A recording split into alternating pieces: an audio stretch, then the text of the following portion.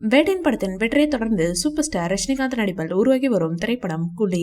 இப்படத்தை லோகேஷ் கனகராஜ் இயக்க உள்ளார். இப்படத்திற்கு அனிருத் இசையமைக்கிறார். இப்படத்தில் ரஜினிகாந்துடன் ஸ்ருதி ஹாசன், நாகார்ஜுனா, உபேந்திரா, சத்யராஜ் என மிகப்பெரிய நட்சத்திர பட்டாளமே நடித்துள்ளது. இப்படத்தை சன் பிக்சர்ஸ் நிறுவனம் மிகப்பெரிய பொருட்செலவில் தயாரித்து வருகிறது. இப்படத்தின் படப்பிடிப்பு விறுவிறுப்பாக நடைபெற்று வருகிறதாம். கூலி படம் தங்க கடத்தலை மையமாக வைத்து உருவாகி வருவதாக கூறப்படுகிறது. இப்படத்தில் ரஜினிகாந்த் அதிக அளவில் சண்டை காட்சியில் நடித்துள்ளதாகவும் இப்படம் லோகேஷ் கனகராஜ் சினிமாட்டிக் யூனிவர்ஸுக்குள் வராது என்றும் கூறப்படுகிறது.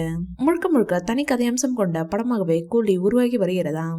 இதனை அடுத்து சற்று முன் ரஜினி ஒரு அறிக்கையை வெளியிட்டுள்ளார். அதில் எழுதியது மீண்டும் அரசியலில் களம் காண இருப்பதாகவும் புதிய கட்சி பெயர் மற்றும் சின்னம் அறிவிக்க உள்ளதாகவும் குறிப்பிட்டுள்ளார். தலைவர் மீண்டும் அரசியலுக்கு வந்தால் அவரது முழு ஆதரவும் திமுகவிற்கு தான், தளபதி விஜய்க்கு இல்லை என ஒரு கூட்டம் சொல்லிக் கொண்டிருக்கிறது.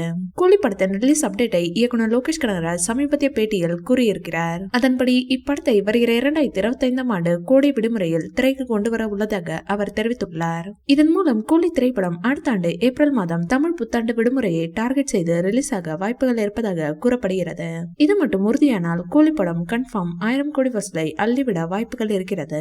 கூலி படத்தை முடித்த கையோடு தன்னுடைய எல்சியூ படங்களை கையில் எடுக்க உள்ளார் லோகேஷ். அதன்படி முதலாவதாக கைதி 2 படத்தை அடுத்த ஆண்டு எடுத்து முடிக்க உள்ளார். இப்படத்தை முடித்ததும் சூர்யாவை வைத்து ரோலெக்ஸ் என்கிற திரைப்படத்தை எடுக்க உள்ளாராம். அதன் பின்னர் விக்ரம் 2 அல்லது லியோ 2 ஆகியவற்றில் ஏதேனும் ஒரு படத்தை எடுக்கும் முடிவில் உள்ளாராம் லோகி. இதனால் ரசிகர்கள் உற்சாகம் அடைந்துள்ளனர். இந்த வீடியோ பிடிச்சிருந்தா லைக் பண்ணுங்க, ஷேர் பண்ணுங்க. மேலும் ரஜினி சார் பற்றிய தகவல்களுக்கு எங்க சேனலை சப்ஸ்கிரைப் பண்ணுங்க.